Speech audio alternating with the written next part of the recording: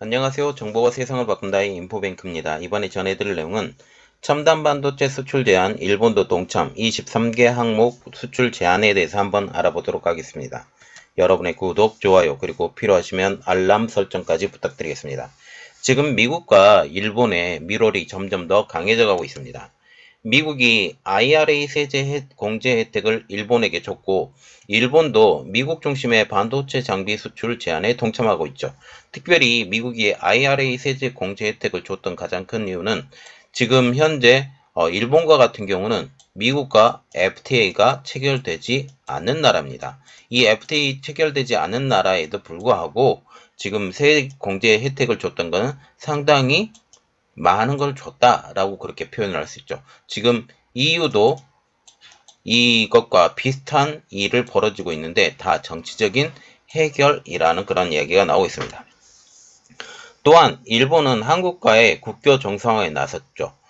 이 가장 큰 배경은 중국을 견제하기 위한 건데 한국과 일본이 동북아시아에서 중국을 견제하는 것 이것이 굉장히 중요하다라는 거죠. 중국의 팽창을 맞서서 하고 유럽과 같은 경우는 지금 러시아의 팽창을 막기 위해서 미국이 열심히 뛰고 있는 중입니다. 한국도 일본과의 국교 정상화와 미국도 한국의 IRA에 대해서 수용을 했다라는 그런 분위기죠. 이러한 상황에서 일본이 미국에 적극적으로 반도체 장비 수출에 뛰어들기로 한 것입니다. 특히 이번 일본의 동참, 이것은 네덜란드가 이미 ASML을 통해서 네덜란드가 이미 동참하고 있는 가운데 공식적으로 이루어지는 것이어서 중국에 상당한 타격이 예상이 됩니다. 여기에 미국도 기존 14나노 이하의 생산 장비의 반도체 장비 수출 제한을 이제 40나노 이하로 올리려고 하고 있어서 이번 일본의 동참, 네덜란드의 동참, 아직까지 완전한 동참은 안 이루어지고 립 서비스만 지금 이루어졌는데 이제 공식적으로 다 이루어질 거예요. 그래서 일본과 네덜란드도 지금 미국의 제재안인 40나노 이하의 제재안까지 올릴 수 있기 때문에 이 제재안에 동참할 가능성이 높아졌습니다. 이 때문에 중국의 파운드리, 낸드 플래시, D램 모두 타격이 심할 것으로 보고 있죠. 지금 파운드리와 같은 경우는 DDI, 자동차 반도체 일부, 그리고 이미지 센서 이러한 부분이 되고 낸드 플래시는 286단 이게 절대 안 되고요. 128단까지 제재가 들어가게 될 것이다 라고 지금 얘기가 나오고 있고 D램과 같은 경우도 만약 40단까지 올라가게 되면 DDR3까지도 제재안이 들어갈 가능성이 높습니다. 이렇게 되면 이들이 원하는 방향으로 반도체를 생산하지 못하게 될 가능성이 높아지게 되는 거죠. 그래서 이번에 중국도 마이크론에 대해서 제재를 또한 가했다라고 지금 얘기가 나오고 있습니다. 이렇듯 일본이 미국의 제재에 동참하자 중국도 뿔이 났죠. 미국의 제재 이후 차선책으로 생각했던 일본과 네덜란드가 이제 동참함으로써 무게추가 급속도로 미국으로 기울고 있는 상황이라는 거죠. 물론 중국 내에서도 반도체 생산 장비를 만들긴 하지만 극악 수준입니다. 그들이 원하는 수준까지 올라가는 반도체 장비는 아직까지 만들지 못하기 때문에 그들의 실력이 한 10년 정도 후퇴하는 것이 아니냐라는 그런 말이 나오고 있죠. 자, 그래서 이번에 알아볼 내용은 첨단 반도체 수출 제한, 일본도 동참, 23개 항목 수출 제한입니다. 현재 일본과 미국은 국제 무대에서 공조가 이루어지고 있습니다. 미국과의 FTA를 체결하지 않는 일본이 일본산 광물을 사용한 전기차 배터리도 IRA의 혜택을 받게 된 것이죠. 이는 중국을 견제하기 위해 일본과의 협력이 필요한 미국이 정치적으로 일본을 끌어들이기 위한 조치로 보입니다.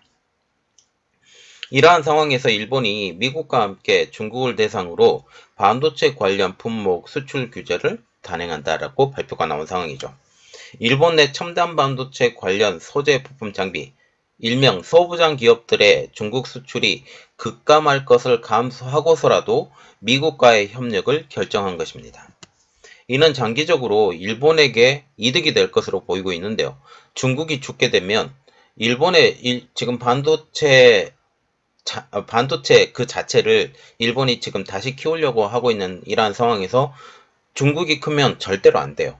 여러 가지 측면으로 볼 때 지금 일본과 같은 경우는 TSMC를 지금 일본에 끌어들여서 반도체 공장을 지금 2개나 짓고 있는 상황에서 이러한 상황이 중국이 다시 크게 된다? 이것은 일본 입장으로서는 굉장히 큰 타격이 되는 것이죠. 이 때문에 장기적으로 일본이 이득이 될 것이다 라고 보는 것이고, 지금 반도체 장비를 지금 당장 이곳에 팔지 못하게 된다 할지라도 다른 곳에 반도체 클러스터가 지어지고 있기 때문에 한국과 같은 경우는 300조 원을 투자해서 새롭게 용인 클러스터를 지금 만든다고 지금 얘기가 나오고 있기 때문에, 이러한 여러 가지 측면으로 볼 때 너희들만 할 수 있는 것이 아니야. 다른 나라에서도 할 수 있기 때문에 이것은 우리에게 결코 손해가 아니다. 장기적으로 중국이 죽어야 된다라고 지금 얘기가 나오고 있는 상황이죠. 주요 외신에 따르면 31일 일본 정부는 첨단 반도체 관련 물품 수출 절차에서 경제 산업상의 허가 필요 품목을 확대하는 것을 골자로 외환법 하위 규정을 개정한다고 밝혔습니다. 주요 내용을 살펴보면 노광, 세정, 검사 등 첨단 반도체 제조에 필요한 23개 품목을 수출 통제 대상으로 지정한 것이죠. 우리가 여기서 가장 눈여겨봐야 될 것은 노광입니다.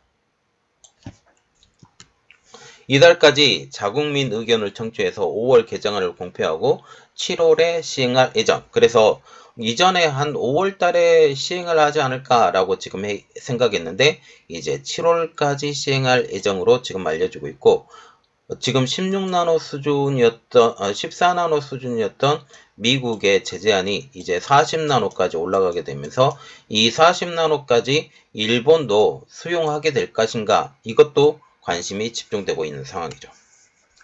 일본의 발표 직후 중국의 마오닝 외교부 대변인도 즉각 반격에 나섰죠. 마오닝 대변인은 무역과 기술 문제를 정치화하고 도구화하고 무기화하고 세계적인 산업과 공급망을 불안전하게 만드는 것은 어느 나라에게도 이득이 되지 않을 것이며 결국 역효과를 낳을 것이다 라고 지금 얘기를 하고 있어요. 이게 중국이 틀린 말이 뭐냐면, 지금 무역과 기술 문제를 정치화하는 것은 결국 중국이라는 사실이죠. 그리고 도구하고 무기화하는 것도 역시 중국이라는 사실입니다. 그리고 결국 어느 나라에게도 이득이 되지 않는다라고 지금 말하고 있는데 그 어느 나라는 바로 중국이라는 사실이죠. 중국 중심의 해석이라는 분석이 나오고 있습니다. 중국의 논조는 항상 같죠. 공급망 불안전, 어느 나라도 이득이 되지 않을 것이란 그런 얘기죠. 그러면서 중국은 보복에 나설 수도 있다라는 예측도 나오고 있습니다. 그 첫 번째 대상이 마이크론이 됐어요. 마이크론에 대해서 이제 보복을 시행했다라고 얘기가 나오고 있는데, 이것도 여러분들에게 또 알려드릴게요. 중국이 직접 보복에 나서든 나서지 않든 상관없이 일본 기업들은 중국과의 거래가 점점 더 어려워질 것으로 보이고 있습니다. 일본이 이렇게 나서서 못 팔게 했으니까 못 팔게 한 만큼 거리가 줄 수밖에 없는 상황이죠. 이 때문에 일본도 이것에 대한 파장을 대비할 것으로 보인다는 사실입니다. 일본 정부는 23개 항목을 포괄하는 이 통제장치가 첨단 칩 장비를 겨냥한 것이며 전반적인 영향은 제한적일 것이다 라는 입장이죠. 그러나 이 첨단 칩 자체가 중국이 원하는 것들이기 때문에 중국 입장에서는 굉장히 뿔이난 상황입니다. 영향을 받을 것으로 예상되는 10여 개 기업 중에는 도쿄 일렉트론도 포함되어 있습니다. 도쿄 일렉트론은 일본 최대 칩 제조 장비 공급업체로 필름 증착 및 웨이퍼 세척을 포함한 여러 생산 단계에 걸쳐 제한에 직면할 가능성이 높은 제품을 보유하고 있죠. 도쿄전자 관계자는 단 한 회사로서 우리는 지정학적 문제와 규정에 대해 언급할 위치에 있지 않다. 회사가 적절하게 대응할 것이다.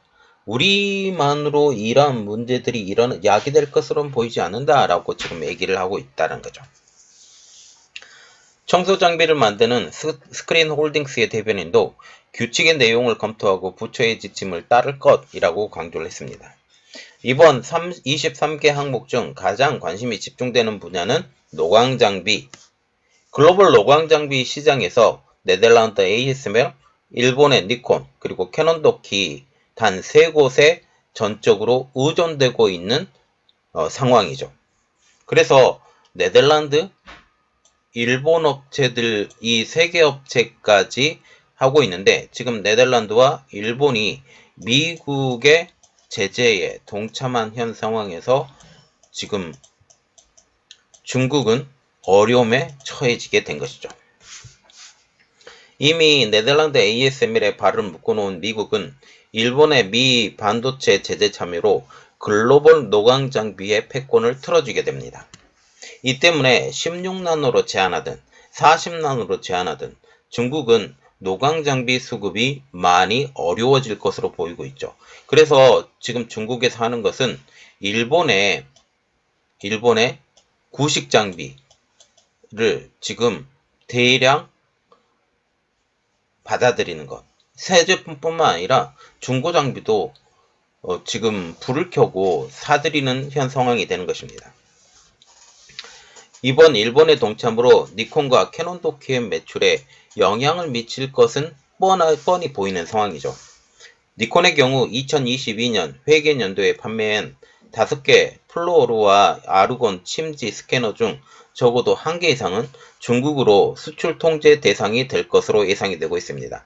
1개 이상이라고 지금 말을 했던 것은 지금 적어도 1개 이상, 그래서 14나노에서 지금 제한이 걸렸냐 아니면 40나노에서 제한이 걸리냐에 따라서 이 수출 통제가 조금 조정이 될 것으로 보이고 있다는 거죠. 아직까지 16나노 이하로 할지 40나노 이하로 할지 정해지지 않았기 때문입니다. 니콘의 대변인도 아직 영향을 검토 중이며 결정된 규칙에 따라 행동할 것이라고 말을 했습니다. 이제 미국 한나라만 제재했던 반도체 제조 장비의 수출 통제가 일본, 네덜란드가 참여하면서 반도체 장비 제재 수위가 점점 더 높아져 가고 있습니다. 미국 정부의 메이드 인 차이나 2025, 그래서 중국 제조 2025 산업 계획에 놀란 도널드 트럼프 전 미 행정부가 5G 무선망 등 첨단 분야에서 중국을 차단하려는 움직임을 보였죠. 2018년에는 중국 D램 칩 회사인 푸젠지나가 웨스턴의 워싱턴의 블랙리스트에 추가돼서 수출 금지에 이르렀고 결국 푸젠지나는 이름도 없이 빛도 없이 사라져가고 있는 상황입니다. 물론 재기를 위해서 노력하고 있는 상황이죠. 통신장비 대기업인 화웨이가 2019년에 블랙리스트에 올렸고 2020년도에는 반도체 제조업체인 SMIC가 제재 대상에 올랐습니다.